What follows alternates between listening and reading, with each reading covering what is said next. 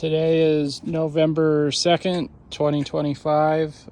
This is the 2008 SK140 Super Track. Just going to do a current walk around.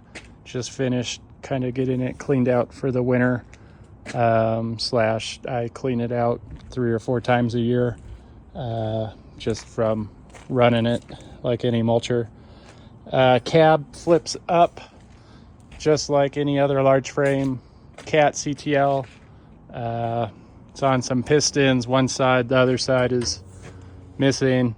There's a safety catch here, but what I do is there's 2 bolts. There's some side panels that you take off here.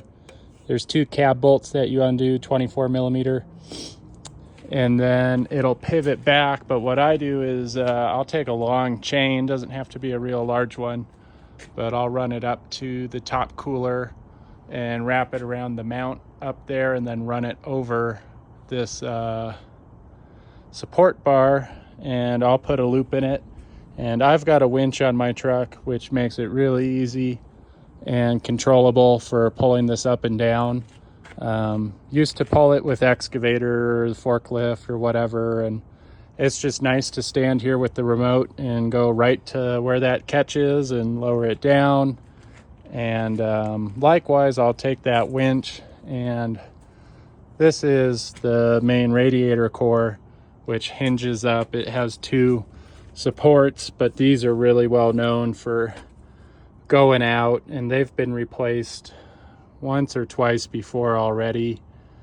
This is just very, very heavy for those to be assisting, but what I'll do is I'll run the winch cable over that support, just stick the hook right in here somewhere, and I'll lift this up and then block it.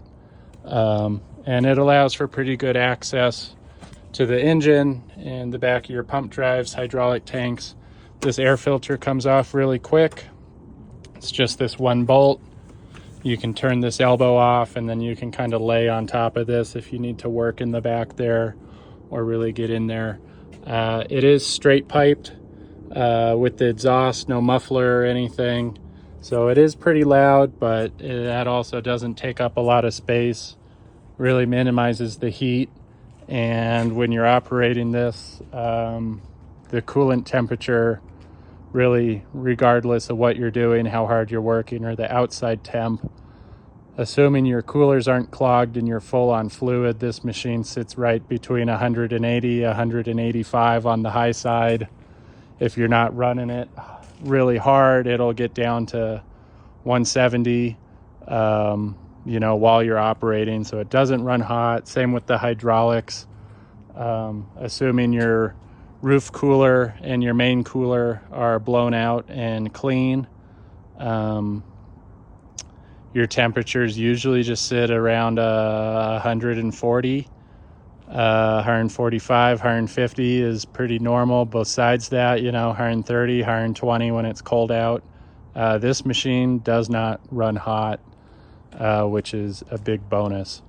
All the other CTLs out there, they run hot. Your hydraulics get hot or your engine gets hot, one or the other, both of them. Hydraulic temps 220, 200 plus is pretty common. So this is probably one of the nicest things. It's just way oversized cooling capacity. This is your HVAC. It's held in with 2 10 millimeter bolts. It'll twist right out of here. You can disassemble it and blow your cores out. In the summer, it does, tend to cake up with dust, and keeping that clean really is imperative to having some AC. There's 4 belly pans. There's a large one up here. There's 2 small ones in the back you can just kind of see. Then there's a large one in the engine bay area that drop out for cleaning, washing it out, cleaning it out, blowing it out. Makes it pretty nice. Since we're standing here, primary, secondary air filter, main hydraulic filters every 500 hours. These were put on at 2650. Right now we're at 2800. catch can evaporator can for the AC system. This is all AC.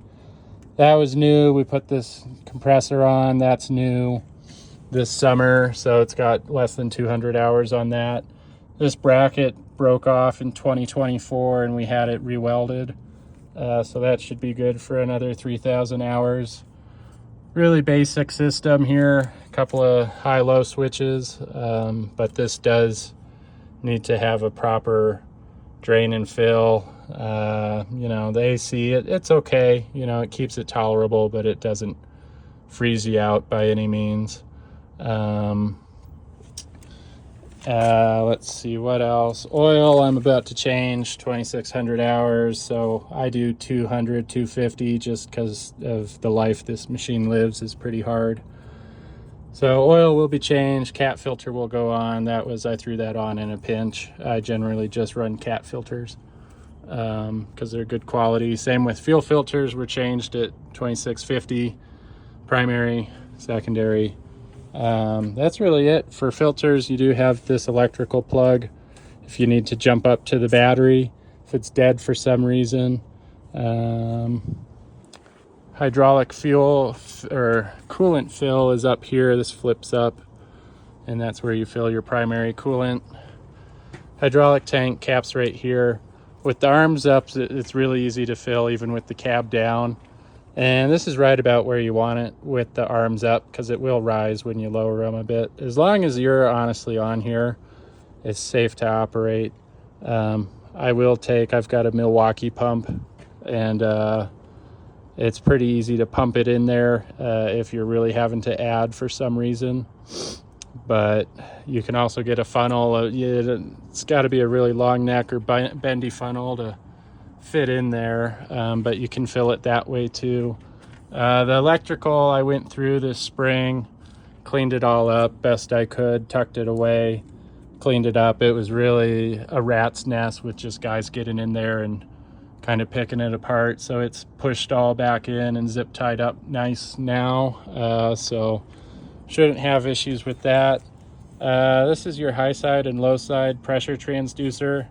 This was replaced last summer when I bought the machine, or last spring.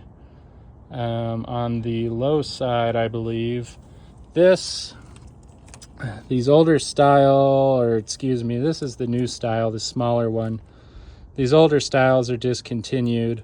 It's a different plug connector that you have to adapt, so I just made a Deutsch pin or a Deutsch plug off of that versus these older triangle ones.